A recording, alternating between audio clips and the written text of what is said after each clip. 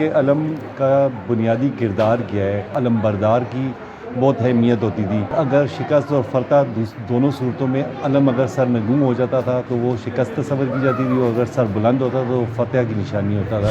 جلوس کے آگے علم چلتا ہے تو وہ ایک حسینی لشکر کو ریپریزنٹ کرتا ہے۔ اچھا، علم تیار ہونے پہ hardly takes half an hour to 40 minutes. ہم پہ سایہ، علم پہ سایہ ہے پنجتن کا۔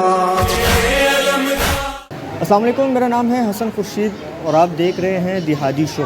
جیسا کہ آپ سب کو معلوم ہے کہ دنیا بھر کی طرح پاکستان میں اور خصوصاً پشاور میں بھی محرم الحرام کو کافی عقیدت اور احترام کے ساتھ منایا جا رہا ہے۔ ہم دیکھتے ہیں محرم کے جو جلوس ہوتے ہیں ان میں ایک علم ہوتی ہے۔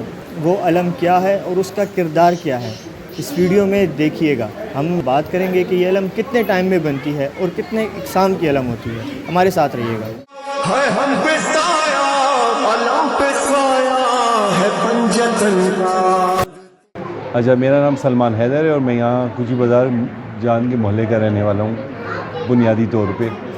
اور آپ نے جو سوال کیا کہ علم کا بنیادی کردار کیا ہے، تو اگر آپ 1400 سال پہلے کی حضور کی جنگی ہسٹری اور اسلامی جہاد اور ان کا تاریخ پڑھیں تو علم بردار کی بہت اہمیت ہوتی تھی۔ ہر لشکر کے آگے اس کی مناسبت سے علم چلتا تھا، اور اگر شکست اور فتح دونوں صورتوں میں علم اگر سر نگوں ہو جاتا تھا تو وہ شکست تصور کی جاتی تھی، اور اگر سر بلند ہوتا تو فتح کی نشانی ہوتا تھا۔ تو علم کا بنیادی کردار یہ ہے۔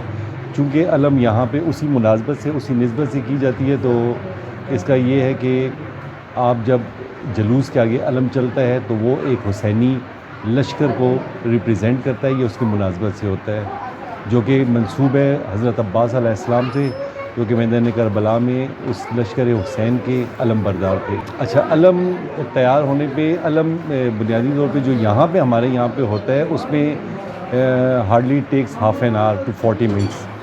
ڈپینڈ کرتا ہے جی کہ کس طرح اس کی آرائش کس طرح کی جاتی ہے، تو ود ان 30-40 منٹ میں ہو جاتا ہے۔ اچھا، علم بیسیکلی اگر آپ یہ دیکھا جائے تو یہ علم ایگزیکٹلی وہ میدان کربلا والے علم یا وہ جنگی علم نہیں ہے، لیکن چونکہ جب کوئی اس کانسیپٹ یا کوئی مذہبی کانسیپٹ یا ایون اسلامک کانسیپٹ کسی کلچر میں داخل ہوتا ہے تو اسے کلچرل ٹچ لیتا ہے۔ تو بیسک یہاں پہ بھی چونکہ ہمارے انڈو پاک میں جو کلچر حاوی رہے اسی کے مناسبت سے علم کی شیپ بھی دیکھیں کہ اسی ہوتی ہے، اور یہ موسٹلی بنارسی چادروں سے مزین کیا جاتا ہے اس کو۔ اور اس میں پھر پہلے تو اس میں تخصیص کی جاتی تھی کہ کشمیری اور فارسی زبان بولنے والوں کا جو علم ہے ان کی ساخت اور ان کی بناوٹ مختلف ہوتی تھی، لیکن بنیادی طور پہ موسٹلی بنارسیوں سے یا جھنڈے سے بنتا ہے۔